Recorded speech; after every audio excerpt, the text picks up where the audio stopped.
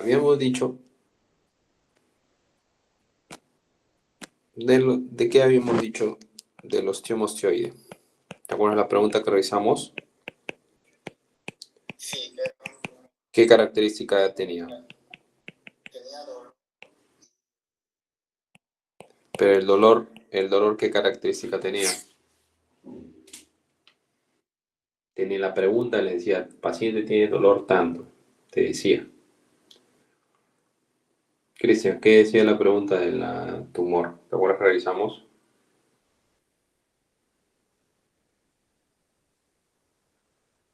Cristian.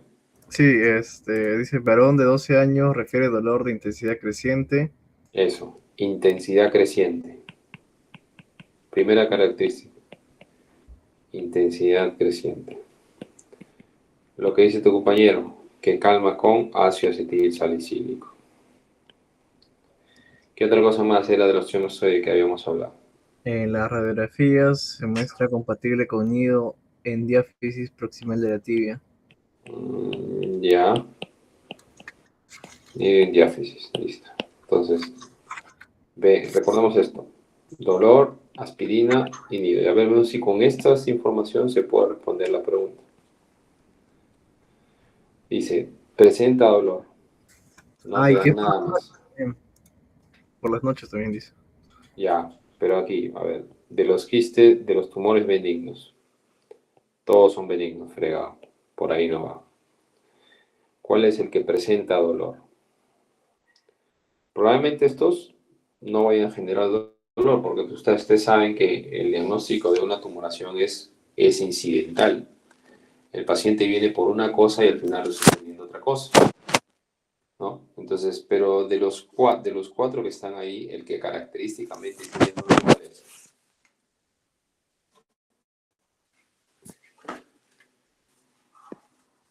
Hable, muchachos.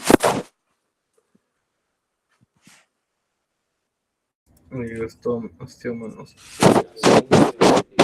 ¿Qué otra característica patognomónico del osteomostoide era? Mm, que suele presentarse en el fémur y en la tibia. Y se Bueno, eso es relativo, porque puede,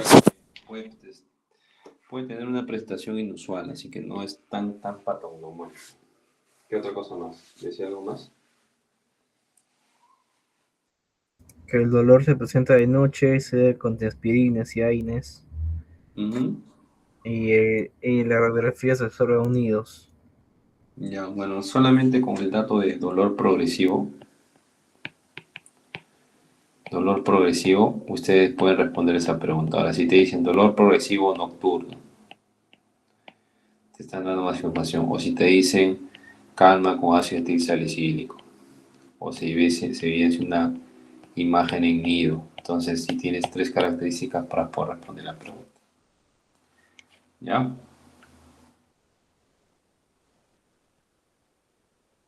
Muchachos, hablen. ¿Todo claro? Listo, seguimos. Escoliosis, ya. Habíamos dicho cuál es la zona más frecuente de la escoliosis, de toda la columna. La más frecuente. ¿Cuántas partes tiene la columna, Cristian? Cervical, torácica, Ujú. lumbar. Ya, lumbar. ¿Qué más? Olvida. A ver, cervical, torácica, lumbar y sacra. ¿Y nada más?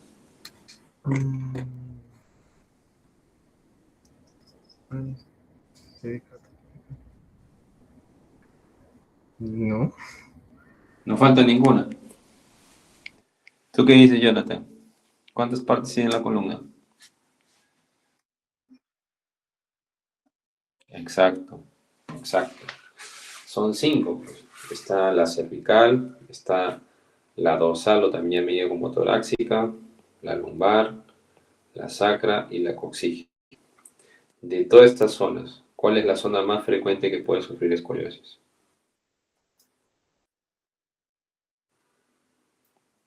Alternativa 1, alternativa 2, alternativa 3, alternativa 4, alternativa 5. ¿Cuál es la respuesta correcta? La que suele tener más escoliosis. Escoliosis, ¿ah? Estoy hablando de escoliosis. no de cifosis, no de lordosis, escoliosis. Torácica. Sí, sí.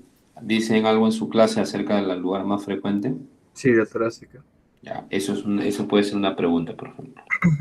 La idiopática juvenil, la torácica. Sí, claro. Ajá. Entonces la escoliosis se desvía, esta es la columna y hace este giro para acá. Entonces, esta parte vendría a ser la parte convexa. Esta parte vendría a ser la parte cóncava, ¿no? Entonces, vamos a ver las alternativas. Dice, una desviación de las vértebras corregibles. La escoliosis es una patología donde persiste. Vértebras corregibles, no, pues las vértebras ahí no se corrigen porque está todo chueco. Solo rotación de vértebras toracolumbares, no, solo no, también puede haber rotación y desviación. O sea, no solamente es eso. La desviación rotacional es solo en adultos, mentira, porque hay una lipática que se en jóvenes. La desviación hacia un lado de una serie de vértebras en sentido lateral y rotatorio, claro, porque hay algo que se llama la rotoescoliosis, que es, digamos, la escoliosis, pero con un componente rotacional. Pero si te das cuenta, las tres primeras no cuadran, no tienen mucha, digamos, relación con el diagnóstico, porque te ponen ese prefijo, ¿no? Solo. Eso es lo que le dije la vez pasada. Ustedes en las preguntas y en las respuestas vean los prefijos y los sufijos, porque eso les va a poder ayudar a ustedes a responder bien. Porque en el momento en que quieren responder rápido o se dan cuenta que se traban una pregunta, lo leen así rápido, nomás, rápido, rápido, rápido y se confunden. Entonces, siempre leen las preguntas los prefijos y los sufijos. Por ejemplo, acá, mira, acá te he puesto un prefijo, solo. Acá te he puesto solo. Todo lo que es solo, ¿qué quieres? Es excluyente. Y todo lo que es excluyente, por ejemplo, la alternativa C, que es en adultos, no, pues porque hay presentación en niños también y en adolescentes.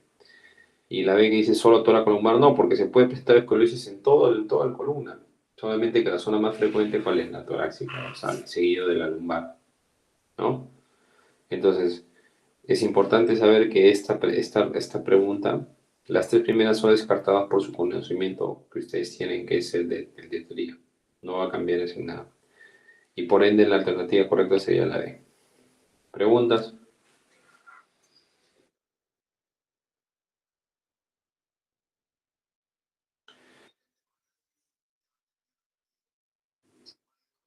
Sí, pero lo que pasa es que ahí es muy ambigua esa respuesta, porque ahí está generalizando, porque hay escoliosis que tú no las puedes corregir. O sea, haces terapia, le manejas el dolor, pero no se corrige completamente. Entonces, como que es un poco ambiguo. ¿Ya? ¿Preguntas? Si no, pasamos. Todo claro, doctor. Seguimos. Fractura cerrada, diáfisis transversa y desplazada al tratamiento quirúrgico. Ya, entonces acá vamos a ver lo siguiente.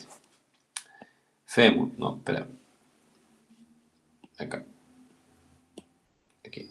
No hay amarillo. Acá. No, es el. Ya. Fémur acá. Un fémur. Un hueso largo, no necesariamente fémur. Entonces, con esta radiografía nosotros vamos a hablar de los trazos de fractura. ¿Cuál es un trazo transverso? Este. Así. Transverso. Oblicuo. De esta forma. Espiroideo. Así. Entonces, te está diciendo que la fractura tiene un trazo transverso.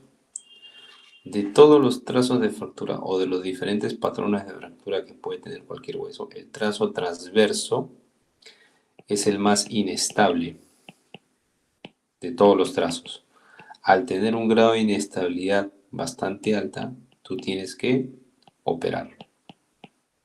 Ya que con un yeso puede pegar, sí, porque antes el manejo de esto era full yeso, pero ha cambiado bastante y entonces sí demostraron que el trazo de fractura transverso se asocia a gran inestabilidad y por lo tanto lo hace una cirugía, lo hace una fractura que se opera, empezando por ahí, ¿ya?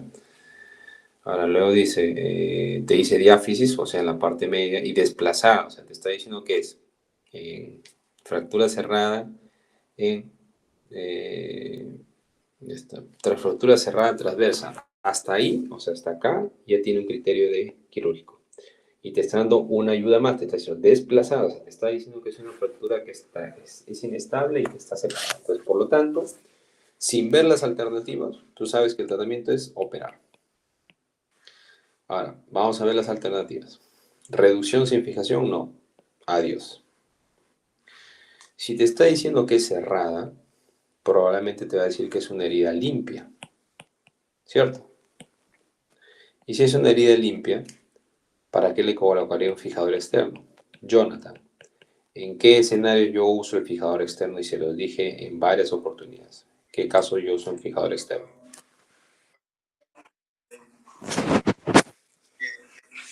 Eso fue Cuando es expuesta, exactamente. Más que desplazado, que esté infectado. Claro, que esté con un minuto. Entonces, para yo usar un fijador externo tendría que tener una fractura expuesta, una fractura infectada o un patrón de fractura que esté medio complejo. Y te está diciendo la pregunta que es cerrada y con desplazamiento y por lo tanto la alternativa de fijación externa, chao, descartada. Te dice, clavo o placa. Entonces, nosotros tenemos, este es el hueso largo. Para resolver una fractura transversa, nosotros tenemos múltiples tratamientos.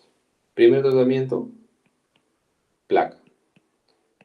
¿Cómo sería? Aquí una placa por aquí. Tornillo, tornillo, tornillo, tornillo, tornillo, tornillo. Segunda alternativa, clavo, que va por aquí adentro. Así, por acá. Y se ponen unos tornillos especiales y dos acá. Tercera alternativa, yeso.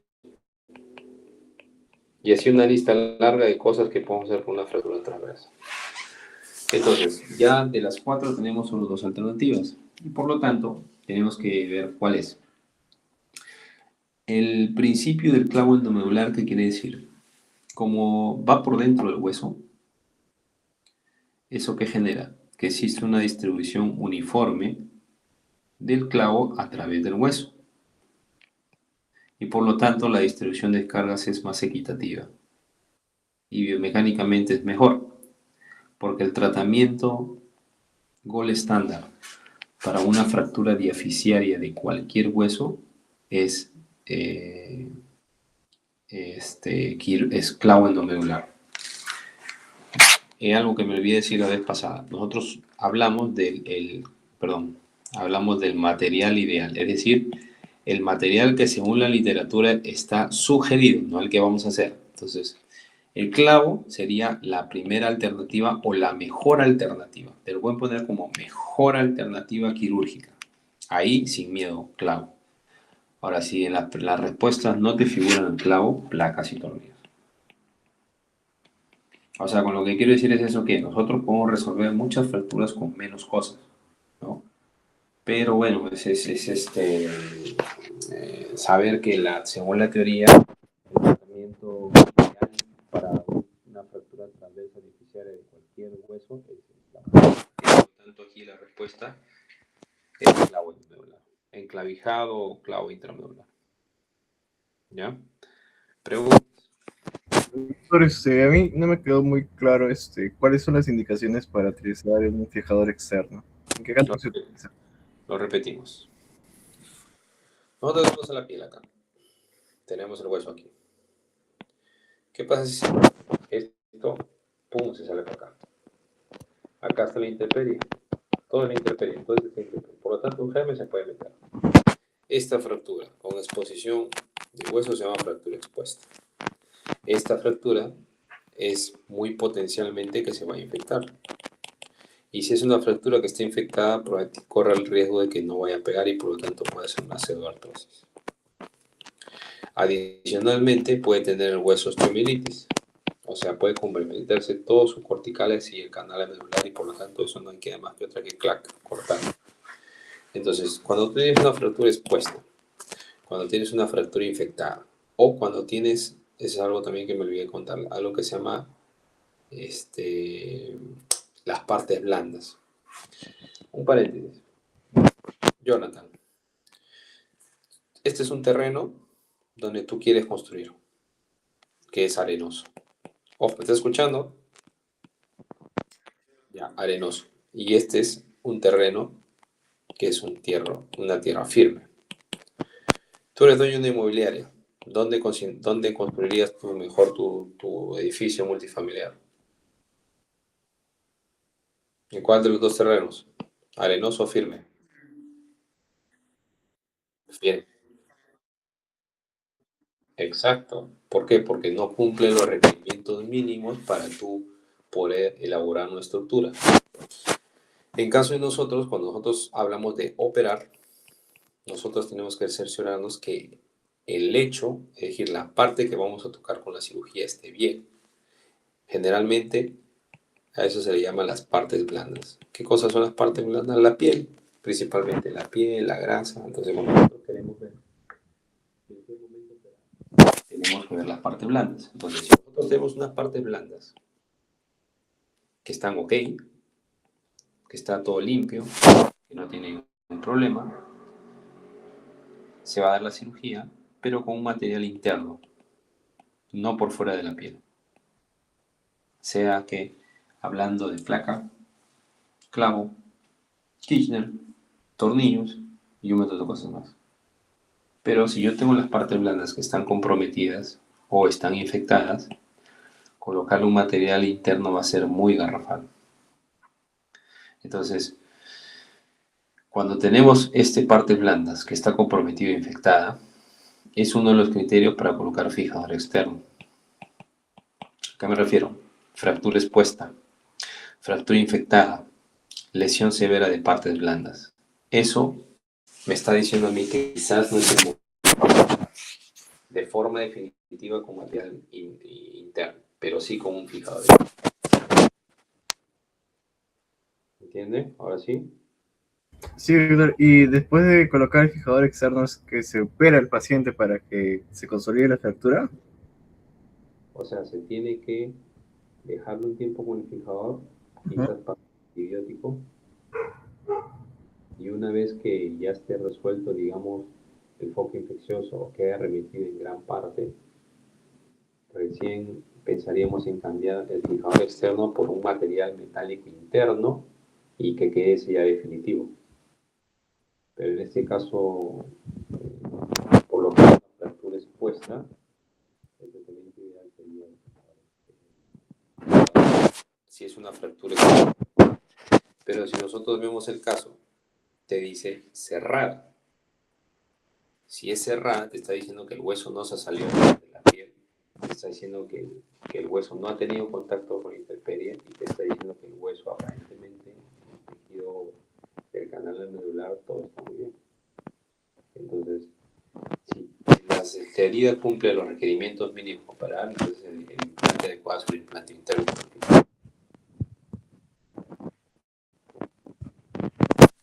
¿Está bien? Sí, doctor, todo claro. Ya, sigamos entonces.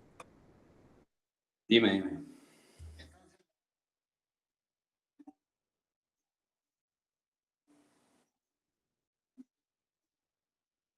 Puede ser el fémur.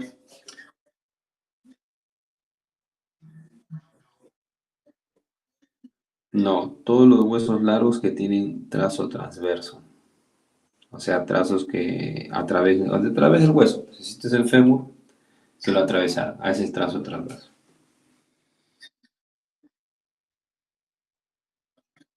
Por eso, claro, pues, o sea, lo que pasa es que tú estás sentando un terreno de elegir el material en base al trazo de fractura. El oblicuo también iría para clavo. Entonces, pero, o sea, lo que les digo es que no tratemos de buscar más sobre eso porque es un poco común. O sea, a ver, haciendo un paréntesis, pero se lo digo no para confundir. A veces nosotros elegimos el clavo porque es el material ideal, pero la fractura quizás no es la correcta para el clavo.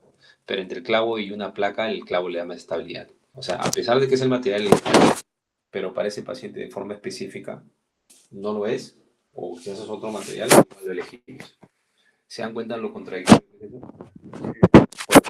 Entonces, si hablamos específicamente de la indicación de forma más específica en base al trazo de fractura, quizás lo vamos a confundir más. Entonces, en este caso específico, fractura transversal de hueso largo, fractura cerrada, sin lesión de partes blandas o con partes blandas ideal, o primer tratamiento el cabo nodular. En esta de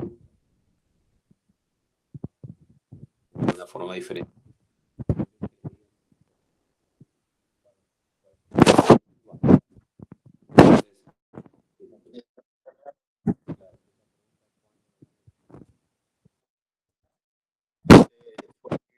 ¿No me escuchas bien ahí? ¿Ahí me escuchas? Sí, ahora. Ya te decía, hay que ver que esa pregunta cuándo lo han hecho. Si lo han hecho hace 10 años, y hace 10 años el tratamiento actual quizás era fijación con tornillos y placas. Sí, sí es antigua esa pregunta. Por eso, entonces, pero a pesar de todo eso, la respuesta que le han dado es enclavijado. Porque probablemente el docente que respondió esa pregunta probablemente ya haya tenido cierta afinidad con ese tipo de lesiones. ¿Ya? Sí. Listo, seguimos. En la ruptura facial o su intención del elemento de tobillo. Ya. Es bastante sencillo. Cuando nosotros hablamos de las lesiones tendinosas, tenemos que hablar de grados. Grado 1, grado 2, grado 3. La lesión tendinosa más frecuente en el miembro inferior, ¿quién es? Los esguinces. Y de los esguinces, ¿cuál es el más frecuente? Tobillo. Y la intensidad de...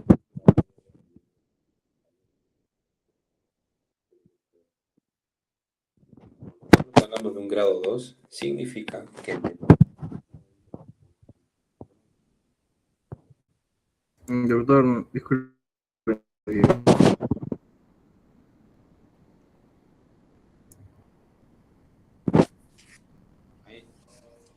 ¿Ahí me escuchan?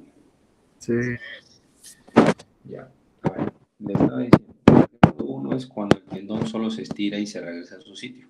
Es decir, que no había una ruptura de ninguna fibra. Por lo tanto, si no ha habido ruptura de ninguna fibra, no haya hematoma. Ojo, digo hematoma, no edema. Edema va a haber, pero hematoma no, porque el hematoma es sangrado activo cuando haya ruptura de alguna estructura tendinosa, que generalmente el hematoma se suele dar a partir a partir del segundo o tercer día aparece. ¿Por qué? ¿Por qué aparecería un hematoma en un esguince de tobillo? Porque si el tobillo se hace un movimiento brusco, y por lo tanto, al hacer un movimiento brusco, tiene el riesgo de que parcialmente se rompa y por eso hay un hematoma. Ese es el grado 2. Y el grado 3 ya es cuando es una ruptura completa. Grado 1, solo distensión. Grado 2, distensión parcial o ruptura parcial. Y grado 3, ruptura completa. Entonces, te está diciendo, mira, la pregunta te está diciendo que es una ruptura parcial, por lo tanto te está diciendo que es un esguince grado 2. Entonces, eso quiere decir que es un esguince grado 2, quiere decir que va a haber hematoma. Entonces, el tratamiento quirúrgico para un esguince grado 2, descartado. No. Tracción cutánea, que es un pega-pega que va en la piel para esguince, tampoco. Nos quedaría solo colocación de yeso y solo fisioterapia. En estos escenarios, cuando hay una ruptura parcial, generalmente se recomienda inmovilizarlo, ya sea con una férula o con otro, digamos, aparato ortopédico que puede ser yeso, calza, lo que sea. Y con eso el paciente va bien. Ahora, si bien la alternativa C, perdón, dice solo terapia, recuerda que le dije de los sufijos, eso de los prefijos también es importante. Eso que diga solo, la única, son palabras para confundirlo. Y ustedes tienen que saber, esos conectores importan mucho para responder las preguntas. Entonces, en este caso, la alternativa que haría sería la A, porque solo fisioterapia, solamente. Solo fisioterapia. Porque hay que inmovilizarlo al menos por una semana. ¿Preguntas?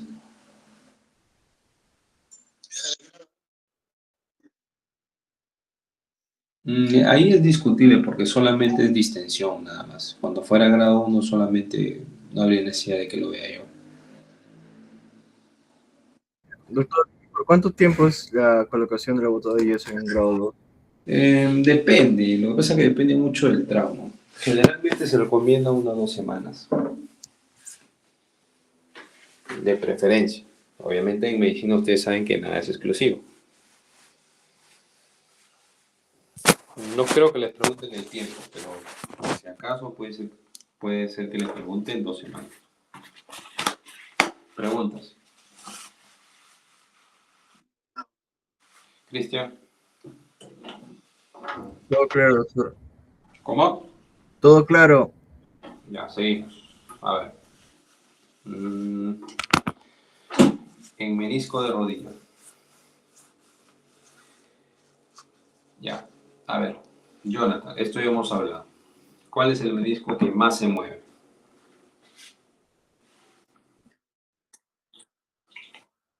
¿Y por qué? Yo te había dicho por qué. Cristian. No. Cristian, ¿por qué se mueve más el menisco lateral? También les dije. Y les hice un esquema incluso.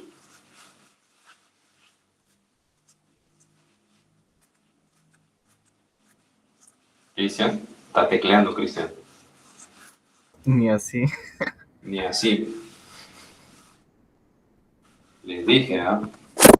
¿Por qué el menisco externo es más móvil que el interno?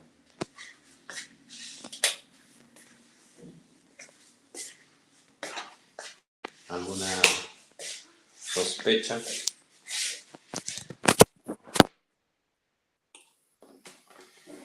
¿No encontraste nada, Cristian? Su forma, dice. No, no es la forma. Lo que pasa es que el menisco lateral no está pegado a la cápsula articular. Por lo tanto, tiene mayor libertad de movimiento. En cambio, el menisco interno, como está pegado a la cápsula articular, ante un movimiento de torsión es más propenso a que se pueda lesionar porque está más pegado a la cápsula y por lo tanto tiene menos movimiento. Entonces, por lo tanto, el menisco interno es el que más frecuente se puede lesionar y porque es el que tiene menos movimiento. Ahora, si vamos a las otras alternativas, ambos son discoides, no, el menisco discoideo es así. Si ustedes ven un menisco de arriba, es así, mira, como un frijolito. El menisco discoideo quiere decir que es así, que ya no tiene esta curvatura, sino que es una bola. Este es el menisco discoideo. Puede ser lateral, medial, sí, puede ser los dos, no hay problema. Pero eso vendría a ser una variante anatómica. El menisco interno a menudo es discoide, no, puede ser también normal, no necesariamente discoide. El externo es más grande tampoco. Entonces, por ende, la alternativa correcta acá es el menisco interno se lesiona más frecuentemente. ¿Preguntas? Y las maniobras para saber si hay fracturas de meniscos internos. Eso, lo de las maniobras son bastante, como cualquier maniobra clínica, tienes que ver la sensibilidad y la especificidad. Generalmente no son tan específicas, son sensibles pero no tan específicas. Según su teoría de qué maniobras han hablado, McMurray imagino, Lo puse al final, doctor. como al final. La última diapositiva. La- Ya no importa, ya lo vemos al final. Hazme Bueno, acordar, hazme acordar. sí. Ya, seguimos. La complicación más grave es la fractura cerrada de tibia, cerrada. Quiere decir que no se ha expuesto. Y por lo tanto, la presión que se vaya a generar dentro de la articulación o dentro de la pierna va a aumentar. ¿Y qué pasa si aumenta la presión en una extremidad? Ya sea brazo, pierna, lo que sea. Compartimental. Exacto. Porque lo que te está diciendo, te dice la más grave. La pseudoartrosis no es lo más grave. El retardo de consolidación no es lo más grave. La consolidación viciosa no es lo más grave. Lo más grave que puede pasar es un compartimental. Seguimos.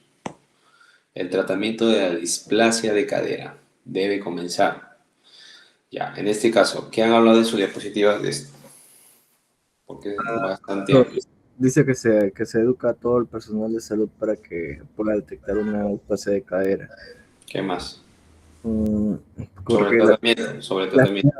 ajá, porque se debe, mientras más temprano se hace el diagnóstico, también el tratamiento es más tranquilo, como más ligero, así. Y mientras más nos demoramos, es más agresivo, más cruento. Claro.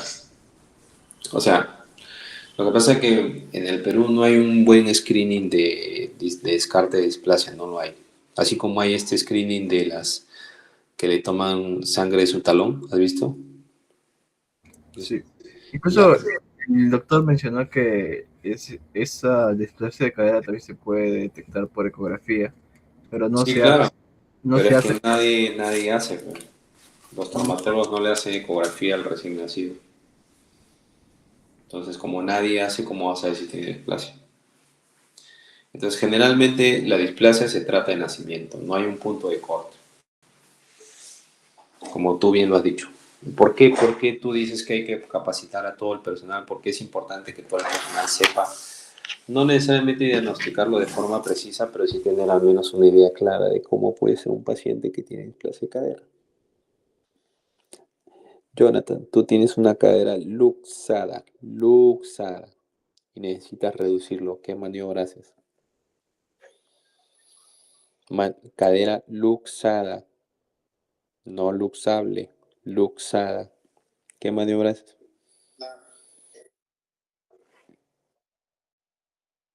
Ortolani.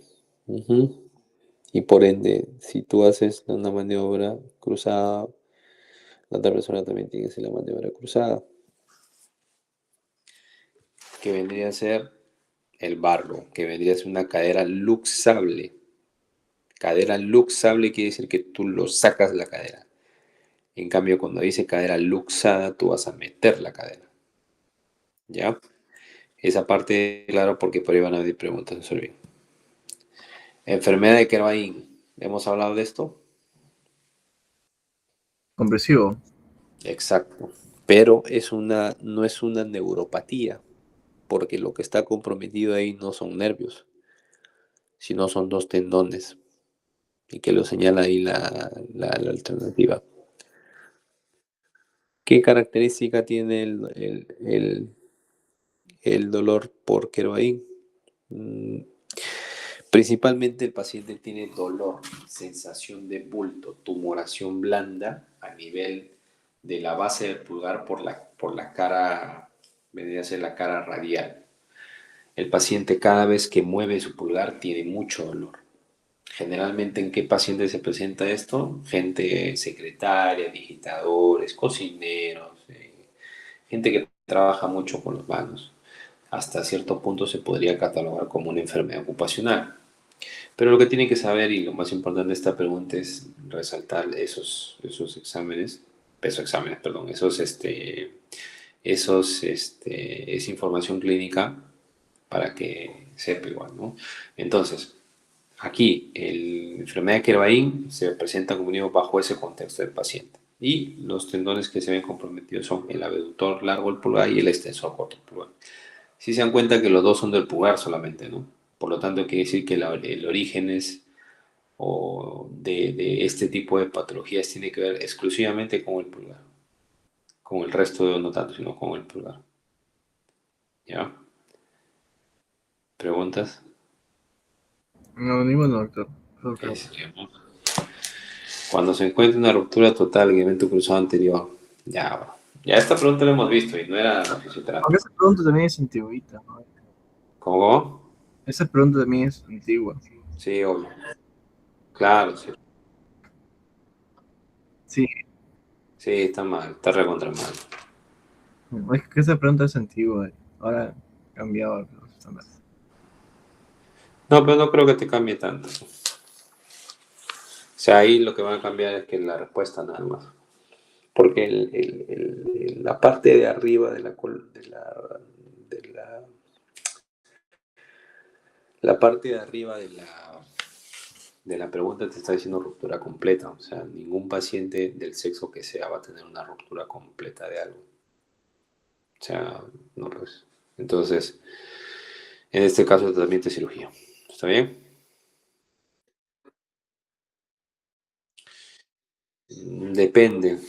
Depende mucho de la clínica, depende mucho de cuánto siente el dolor. Bien, ahora sí,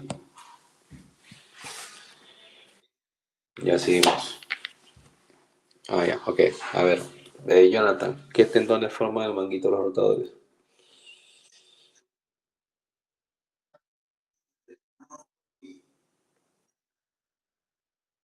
O mayor.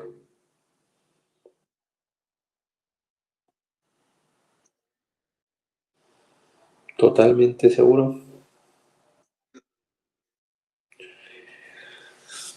Ya, sí, es cierto. Supra, infra, subescapular, redondo menor. Entonces, ¿por qué es importante saber esto? Saber que cualquier movimiento que usted haga en su cuerpo, cualquiera que implique el movimiento del hombro, cualquiera que haga, las fuerzas de los músculos se distribuyen en base a la angulación, ¿no? O sea, ¿a qué me refiero? Cada vez que el paciente inicia el movimiento, ojo, digo inicia, cuando hace una flexión del hombro entre 0 a 15 grados, idealmente lo hace un músculo. Sigue avanzando, lo termina de hacer otro músculo y completa, digamos, todo el movimiento y ya hay, recién ahí quizás aparece el supraespinoso muscular y todo. O sea, lo que me refiero es que todo el rango de movimiento de cualquier articulación no solo se debe a uno, sino se debe a múltiples tendones. En el caso específicamente del hombro, el tendón que inicia la gran mayoría de movimientos a nivel del hombro de cualquier lado, ¿quién es? ¿Quién es? Jonathan. Exacto. ¿Por qué? Porque no, más que la aducción es que el supraespinoso inicia la gran parte del movimiento, de todos los movimientos que tú haces en tu hombro, él lo inicia, que más o menos creo que son los 30 primeros grados. Por eso es que ustedes cuando van a recibir resonancia casi siempre van a decir, ¿no? No sé, le van a decir ruptura facial del supraespinoso, ¿no? Siempre van a decir supraespinoso, tendinosis del supraespinoso, congestión tendinosa del supraespinoso, o sea, siempre mejor dicho, la burrier de los resultados de la resonancia siempre es el supraespinoso, siempre, tendinitis o no sé, o cualquier otro hallazgo más frecuente, pero en la resonancia el más frecuente es el que dice supraespinoso. Acuérdense que en patología del hombro está las maniobras, hay unas maniobras que se llama de Kepler, perdón, Kepler, no me estoy equivocando, maniobra de Jock, Yegarson, Apley.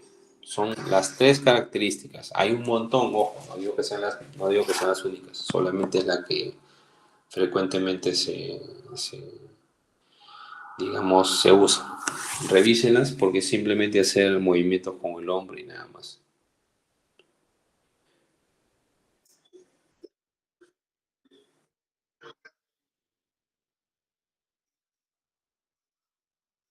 Ujú.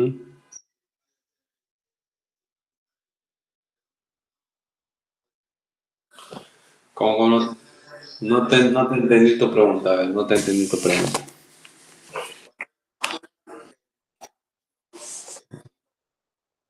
Ujú.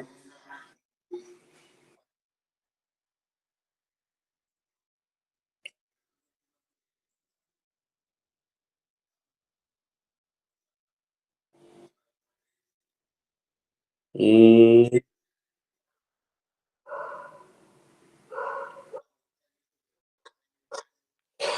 Mira, te puedo decir que usan un montón de tendones para reparar los rotos, sí, pero generalmente lo primero que hacen le ponen sutura a los tendones. Como cuando coses algo así que le metes para arriba, para abajo, atrás, para igualito. Lo mismo, la misma historia. Solamente lo que hemos hecho es afrontar un poco afrontar, estoy hablando. Algunas veces hemos usado, como tú dices, dorsal y de otros, ¿no? Pero como yo no veo mucho miembro superior, no te sabría decir mucho de eso. Sí, o sea, puedes usar. No exclusivamente es el redondo menor, puede ser en otros también. O sea, a lo que me refiero es que se puede usar, sí, se puede usar, pero no único. ¿No? ¿Aló? ¿Me escuchan? Ya. ¿Preguntas, Cristian? No, doctor, de ese tema no. ¿Todo bien? Sí. Ya, a ver, sigamos. Espérate. Una cosa acá.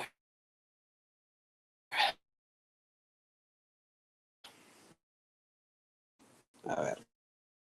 Dice, la tuberculosis ya hemos visto. La tuberculosis social, todavía peor. Es dato de íconos. Ya, esto, lo que tienen que saber de los tumores, y estoy seguro que en su clase le han dicho, y hay una imagen que es MIR, si no me estoy equivocando, del MIR o de la MIR, donde te colocan la imagen y al mismo tiempo lo dividen por segmentos. Y las tumores y los tumores se van apareciendo en el segmento más frecuente de cada tumor. No sé si me dejo entender. No. Hola, ¿me Sí, escucha? sí, Y así me entendí lo que quería decir, ¿no? sí. Que Eh, para por poder tipo de tumores, tumulación. exacto, la localización es importante. Entonces todo claro.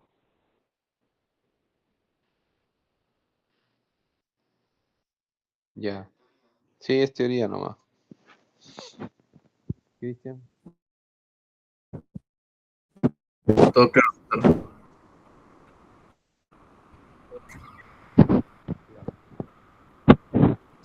Doctor, no se lo escucha. ¿Me escuchas? Ahí, ¿me escuchan? Ahí, ¿me escuchan? A ver. Ya, Escuchando. esta pregunta ya, pues. No hay nada que explicar en esa pregunta. Porque la artrosis no es más. En reumata nomás se ve eso. ¿Cómo?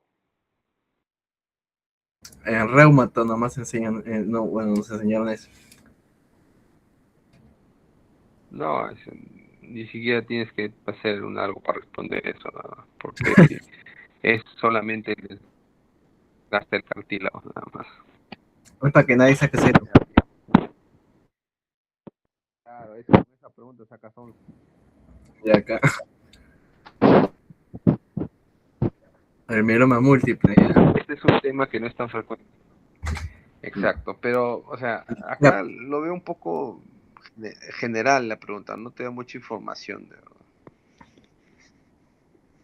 Pero vamos a ir descartando, a pesar de que no se sabe mucho del mieloma. O sea, sí hay, digamos, estudios, pero no son tan concluyentes. Por eso es que le siguen dando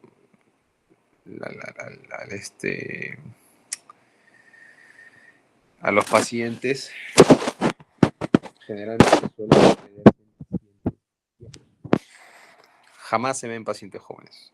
Primer información o primer datito. Mieloma múltiple siempre aparece en viejos. ¿En dónde? Zona lumbar, dolor persistente y en la radiografía tú vas a ver de cráneo van a aparecer las imágenes características. ¿Me escucha?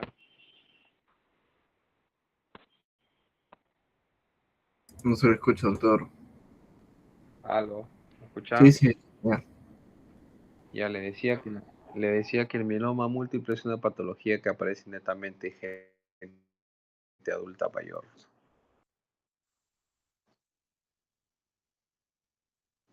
Sí, lee bien.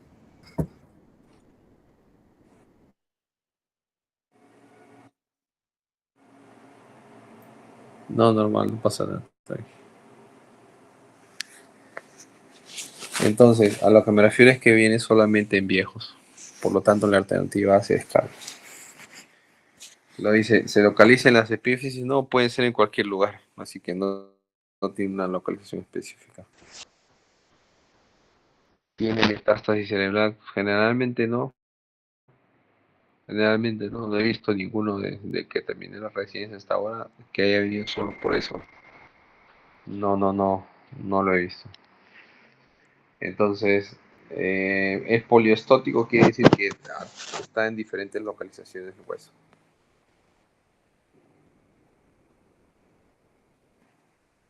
¿Aló? Sí, doctor. ¿Alguna otra alguna?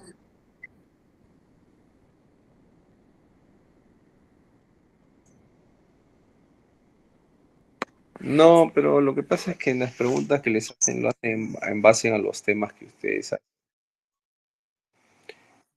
Yo creo que es netamente informativa nomás la pregunta.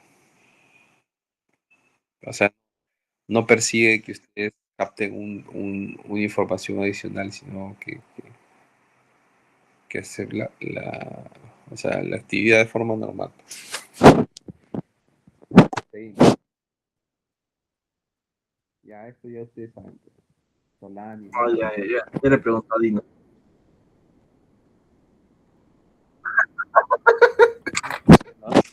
Ah, se responde. No, te das cuenta que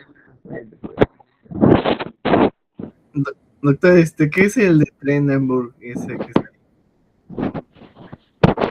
esos son signos clínicos.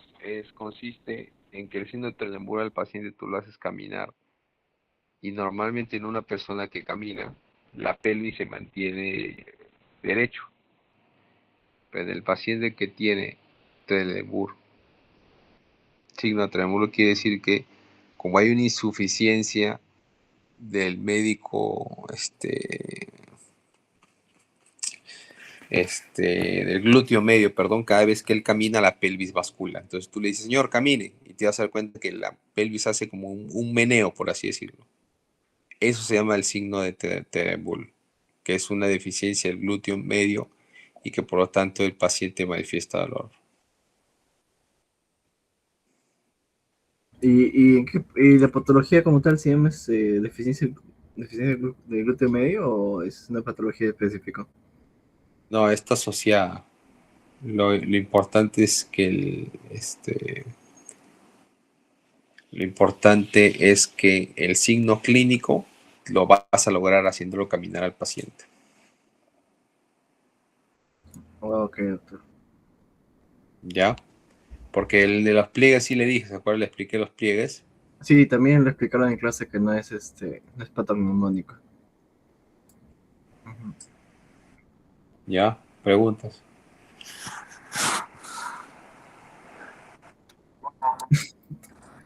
Ninguna. ¿Qué, qué significa eso? Me dijiste bueno nomás. ¿Quién? No sé, no sé cómo interpretar tu bueno. Dino. Ya bueno, sigamos. A ver, espérame. Tratamiento de la seminitis aguda, con signo de colección purulenta. Bueno, colocación de hielo, no, pues no puedes cerrar una cavidad que está con osteomelitis. No puedes hacer eso. Segundo. ¿Me escuchan? Sí, doctor. Ya, por ejemplo, esa que dice colocación de yeso y tratamiento médico no va, de cajón, esa no va. Ustedes miran, pero no es la mejor opción, sí, no, pero lo que pasa es que según su examen dan esa opción. Doctor, y cuando hay un secuestro óseo, ¿cuál es el tratamiento ahí? Lo que pasa es que hay una imagen en internet que habla sobre el significado de epicrisis, habla sobre ¿me escuchan? Sí, doctor. Ah, se pusieron de acuerdo para hablar el mismo rato. Le decía Entonces, que qué tratamiento sería en un secuestro óseo, en la fase de secuestro óseo. sacarlo nomás. Se saca el hueso Sacarlo. y se debería ir a Claro, porque o sea, se lava, pues no se lava como ayer, por ejemplo, que hemos hemos operado a un paciente expuesto, pero que es un atropello, y que ha sido aquí enfrente del Fosward.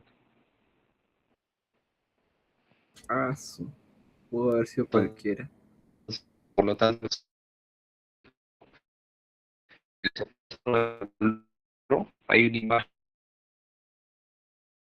en internet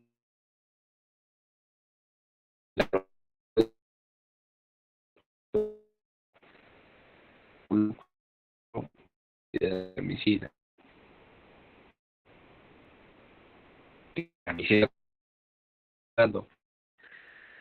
Secuestro es una parte del hueso, el involucro es otro. Entonces hay una imagen en internet, búsquelo, donde cada parte del hueso te lo da el cosa se involucro tal cual. Y pero si secuestro, como tú dices, tenemos que una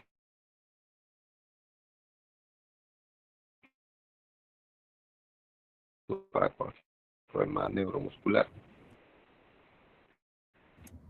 Sí, doctor.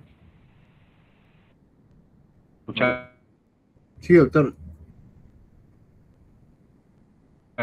Doctor.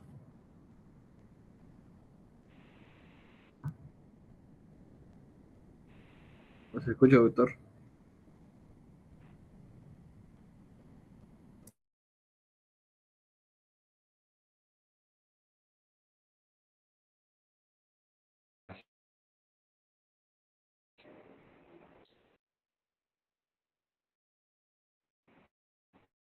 y bueno, un poco, déjame, voy a comentar, espera un ratito, voy a comentar nuevamente.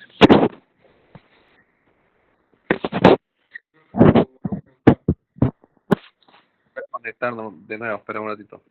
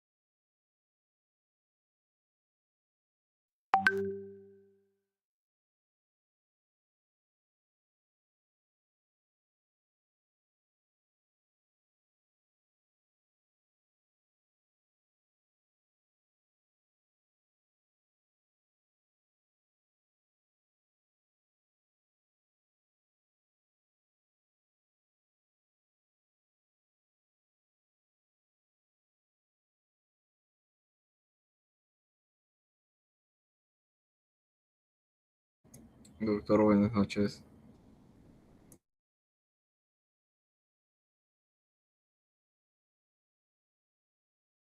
Dime, ¿qué pasa, enfermero? Sí, ahorita, güey, se ha ido a su cocina.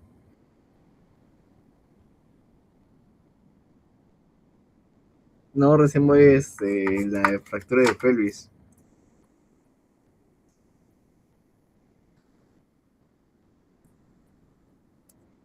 No, yo sí voy a faltar, pero lo que es... Yo digo, yo sí voy a ir, pero lo que voy a faltar es para epidemia. Para en práctica epidemia sí voy a faltar, pero para psiquiatría no. Yo- no, no, pesa igual, solo que no, yo tengo tenemos bastantes faltas en mi grupo. Aló, ya, Mejor, estamos. mejor, mejor, se escucha. Y así el tema del internet, sé que está fallando, pues.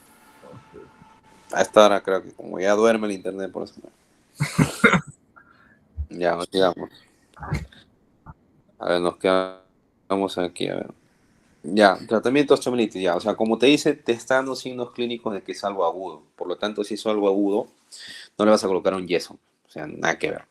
Tracción esquelética, te había dicho qué cosa era tracción esquelética, que simplemente es colocarle un clavo a través de la extremidad para poder jalarlo. La osteomielitis eso no sirve, te sirve para las fracturas. Ferroinmovilizadora se parece a la primera y por lo tanto queda descartada. El único tratamiento de nuestra pregunta, lo más adecuado sería la alternativa C. Y ojo, te está diciendo aguda. Te está diciendo aguda, con signos de pus. O sea, te quiere decir que es una osteomielitis activa. Correcto. ¿Ya? Seguimos. Dime. Ah, ya. Esta creo bimalolar, esta la hemos visto ya, creo, ¿no? Mm, Bimalolar de tobillo. Había una que era igualita a la clave era quirúrgica, fijación en implante mediálico. Bueno, a ver, digamos, la fractura bimalolar del tobillo desplazada, ya. Te está diciendo que es una fractura articular o extraarticular. articular. Articular. Y si es una fractura articular, ¿qué vas a hacer? Recuperar. Ujú. Entonces, al ser una fractura articular, es tratamiento es quirúrgico. Ahora, vemos, acomodación y voto de yeso, no. Fijador externo usarías una fractura de tobillo cerrada, no, sí o no. ¿Por qué cerrada? Pues no tiene infección, no está expuesta, no hay nada. Tracción esquelética podría ser, ¿no? Pero entre esa y la C, evidentemente la C, sin duda.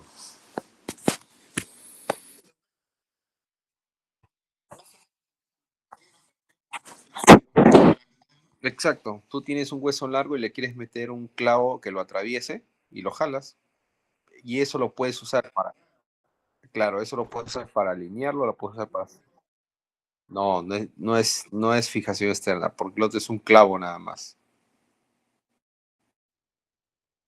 Claro, es que atraviesa, como atravesar el hueso, algo así.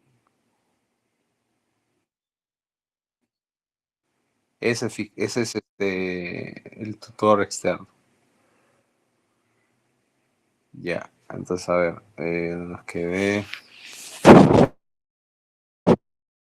Seguimos. La osteomielitis hematógena en niños ya siempre se transmite, no compromete la epífisis. Esto también es teoría, ¿no? Sí, Hablaron de osteomielitis en niños. no, es teoría antigua. ¿No hablaron de eso? No está en la teoría eso. Eso es tema antiguo.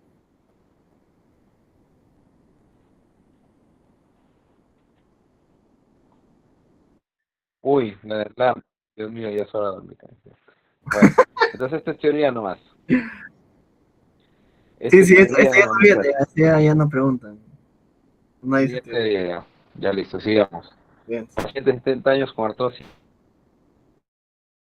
de cadera y ya, pues. Ya usted ya está en duchos en esto ya. Dice, dolor claudicante que no responde al tratamiento quirúrgico. ¿Cuál sería el tratamiento? ¿Cuál sería el quirúrgico? ¿Osteotomía? No. Este, Artrodesis, ¿qué cosa es artrodesis? Cuando le fijas la cadera, le fijas con tornillo o con lo que sea. Prótesis parcial, prótesis artroplastia total. A ver, si te está diciendo que era una buena caminadora, por lo tanto, sería apropiado por prótesis total. Si sería una paciente que es muy digamos como que activa, el tratamiento sería prótesis total. Acá está diciendo que son 70 años y ya tiene artrosis. ¿Qué pasa si tú tienes artrosis de cadera? Tienes artrosis en el fémur y el acetábulo, ¿sí o no? Entonces, si tú le vas a cambiar solo el fémur, no va a dejar de tener artrosis en el acetábulo, ¿cierto? Por lo correcto. tanto, a ella le conviene cambiarle el fémur total.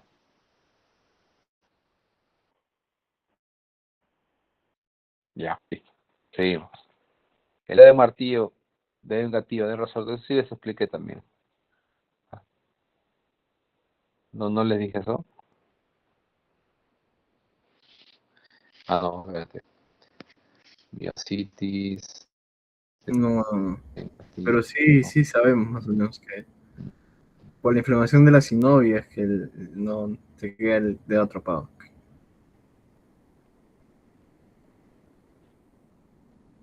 Bueno, Y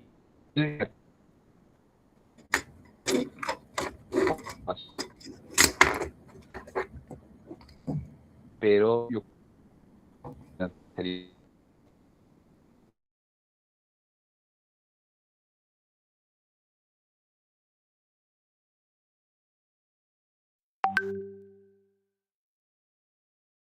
hace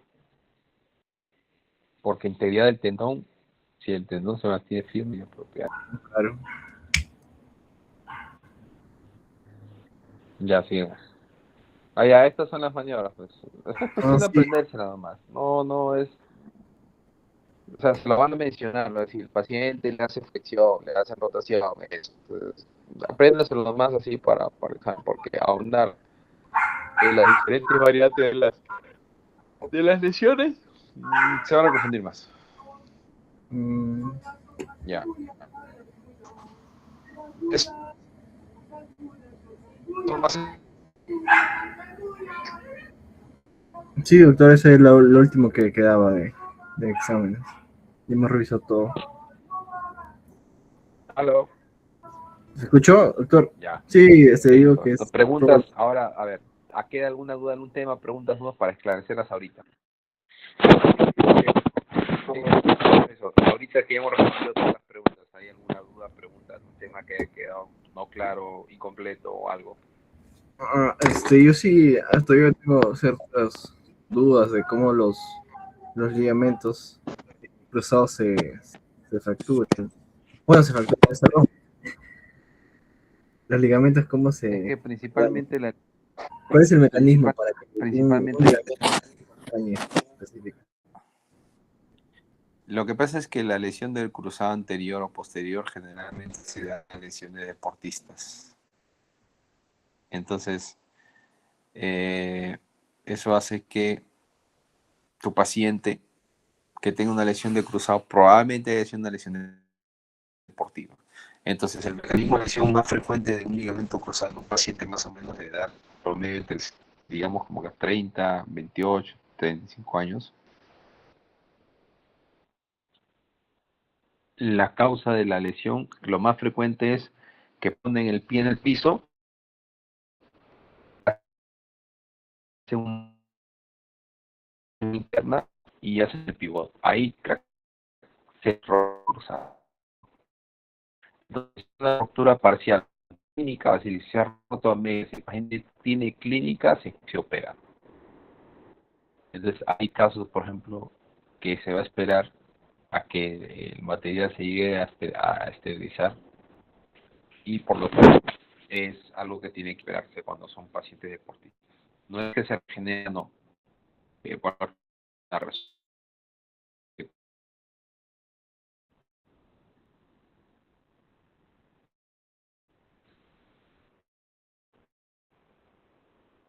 Sí, doctor. ¿alguna pregunta más?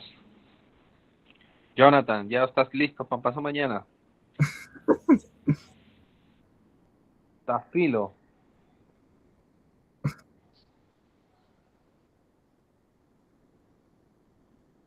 Excelente. Excelente, me parece excelente. Bueno, muchachos. Dime. Que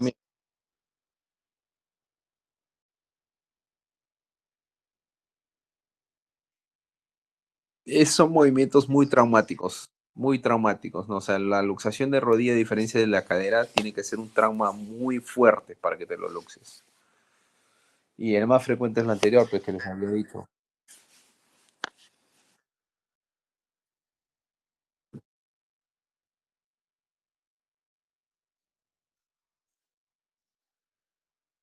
Por eso es que es exacto. Exacto. Sí, por eso, por eso, por eso. Porque la rodilla se va para adelante y la tibia se va para atrás.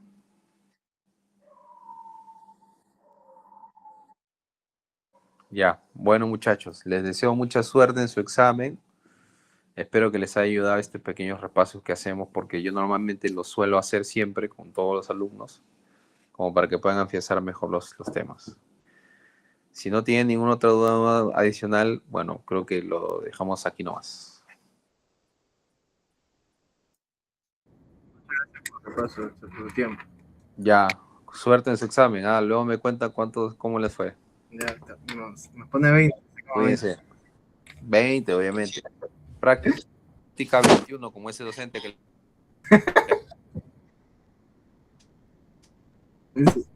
El punto extra lo va a llevar para seguir. Obviamente. Obviamente. Ya, muchachos, cuídense. Chao, chao. Gracias.